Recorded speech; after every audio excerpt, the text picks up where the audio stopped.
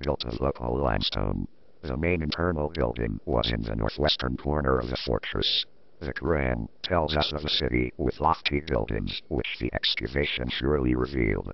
The towers guarded the most important source of water before the Rub al-Khali, now hidden in the collapsed sinkhole. To link this source with a great well of Wejhon that, according to the Arabic historian Yaqub ibn Abdallah, was the main feature in the city of Wejhon, does not need much imagination. The legend of Wejhon tells us that God punished the people of Ad for wasting their wealthy sinful lives and not listening to his warnings, a story not unlike Sodom and Gomorrah in the Bible. He destroyed these people by sinking them in the sand, which is what clearly happened at Shijr. Studies since the early 1990s, mainly led by Juris Zarins, the archaeologist that was part of Clapp's original team, indicate that Wejhon refers to a region and a group of people, not to a specific town. Ptolemy's 2nd century map of the area clearly labels Iberite. There was a tribal group of people, the Iberite or the Ugarites, who lived in the area, and the Shijr site is one of probably 3 or 4 major centers from that period. Whether it is Wejhon or not is irrelevant from that perspective, as it was clearly a key site along the incense caravan route at the edge of the Great Empty Quarter. The Ugarites and frankincense. Wejhon existed from about 2800 BC to about 300 AD as a remote desert outpost, where caravans were assembled for the transport of the very valuable frankincense across the desert.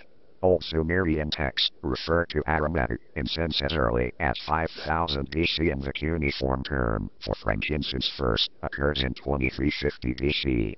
Historical references to incense in Egypt begin in the 5th and 6th dynasties, 2200 BC, and famous is Hatshepsut's expedition to the land of Punt, locations in the southern Red Sea, indicating long-lasting trade routes with southeastern Arabia. The peak incense trade and business seems to have been reached in the late Iron Age, 325 BC, 650 AD, with wealthy trade centers established by the Ugarites. The trade network collapsed in the 15th century by Turkish and Portuguese invasions. The effects of the summer monsoon, Kharif, have a direct linkage to the distribution of frankincense, Boswellia sacra, in southern Arabia. The best resins are thought to originate from a belt in the arid zone just behind the Kara mountain range of Dhofar, beyond the reach of the monsoon rain, but within reach of cooler wines. The current Boswellia belt stretches approximately 30 kilometers beyond the Jebels. Much stronger monsoon winds during past interglacial periods probably resulted in monsoon effects felt even beyond the Rub al-Khali.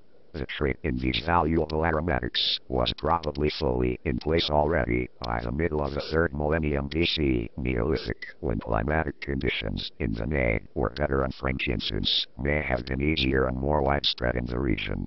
Climatic deterioration since this early period has resulted in a gradual retreat to the Dhofar hills of both the frankincense zone as well as a retreat in human settlements as shown by archaeological evidence. A scarce resource in high demand in the ancient civilizations resulted in prices higher than gold and a booming trade in the trade centers along the caravan route, such as found at Sisher and Amman references.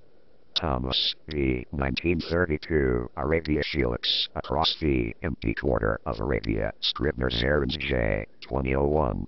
The Land of Incense, Sultan Qaboos University Publications Volume 1, Archaeology and Cultural Heritage Series, Al-Nadha Printing Press LLC, Sultanate of Amman effects felt even beyond the Rub al-Khali.